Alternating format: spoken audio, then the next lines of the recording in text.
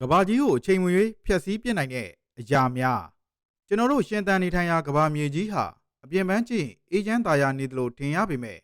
ကြရမ်းမှာတော့အချိန်မရွေးပျက်စီးသွားနိုင်တဲ့အန္တရာယ်ကြီးတွေနဲ့ဝန်းရံထားပါတယ်အာဂါသတွေကနေအချိန်ပြင်းပြင်းနဲ့ပြေးဝင်လာနိုင်တဲ့ဥက္ကာခဲကြီးတွေကနေစလို့ကဘာလေထုကိုတခဏချင်းလောင်ကျွမ်းစေနိုင်တဲ့ဂါမာရောင်ခြည်လိုင်းတွေအထိကျွန်တော်တို့မသိသေးတဲ့ကြောက်စရာကောင်းတဲ့အရာတွေအများကြီးရှိနေပါတယ်ဒီလိုအရာတွေကပဲကျွန်တော်တို့နေထိုင်ရာကဘာကြီးကိုရပ်ပိုင်းတွင်ပျက်စီးသွားစေနိုင်တာပါကဲဒါဆိုဘလို့အရာတွေကများကဘာကြီးကိုဖျက်ဆီးစေတာလဲအဲ့လိုကြောက်စရာကောင်းတဲ့အရာတွေကရောဘာတွေလဲစတဲ့အကြောင်းအရာနဲ့ပတ်သက်ပြီးတော့အသေးစိတ်သိချင်နေဆိုရင်ဗီဒီယိုလေးကိုအဆုံးထိကြည့်ပြီးလေ့လာကြည့်အောင်နော်နံပါတ်1 Black Hole ကျယ်တဝင့်သေဆုံးသွားရာကနေဖြစ်ပေါ်လာတဲ့ Black Hole တွေကအလင်းကိုတောင်ဝါမြူနိုင်တဲ့စွမ်းအားအရှိဆုံးလေဟာနယ်တစ်ခုဖြစ်ပါတယ်ကျွန်တော်တို့ရဲ့ငကားဝီတန်း Galaxy ထဲမှာတင် Black Hole ပေါင်း10 သန်းလောက်ရှိနေပြီးသူတို့ဟာတနေရာထဲမှာငြိမ်မနေပဲအာကာသထဲမှာလှည့်ပတ်သွားလာနေကြတာပါအချောက်ချားဆုံးအချက်ကတော့စัจ java လာကြီးပြတ်သုံးသွားချိန်မှာဒီတွင်းနယ်ကြီးတွေဟာနောက်ဆုံးကြံရင့်မဲ့အရာတွေဖြစ်လာနိုင်တာပဲဖြစ်ပါတယ်။ကဲလို့တနေ့နေ့မှာ Black Hole တစ်ခုကကျွန်တော်တို့ကဘာကြီးကိုဝါမြူတော့မယ်ဆိုရင်တော့သိပ္ပံပညာရှင်တွေအနေနဲ့ကြိုတင်တွက်ချက်ပြီးတော့လူတို့ကိုအသိပေးရမှာပဲဖြစ်ပါတယ်။နံပါတ်2နေရောင်ခြည်အလင်းတန်း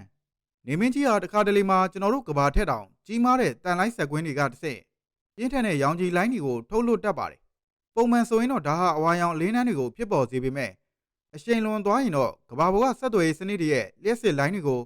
အကုန်လုံးပျက်စီးသွားစေနိုင်တဲ့အန္တရာယ်ကြီးတစ်ခုပါ1859ခုနှစ်တုန်းကဖြစ်ခဲ့တဲ့ Carrington Event ဆိုရင်နန်းကျိုးစာပို့စနစ်တွေကိုတောင်အနောက်ရှက်ပေးခဲ့ပြီး operator တွေကိုတောင်ဓာတ်လိုက်စေခဲ့တဲ့အထိပြင်းထန်ခဲ့ဘူးပါတယ်။ကဲလို့သာအခုခေတ်မှာဒီထက်ပိုပြင်းတဲ့နေအောင်ချိန်မုန်တိုင်းကြီးတစ်ခုခုတိုက်ခတ်လာမယ်ဆိုရင်တော့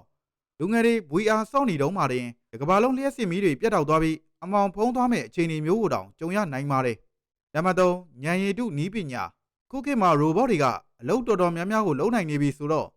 ကဲလို့ Siri လိုမျိုး AI စနစ်သာစက်ရုပ်ကိုယ်ထဲဝင်ပြီးပုံကန်လာမယ်ဆိုရင်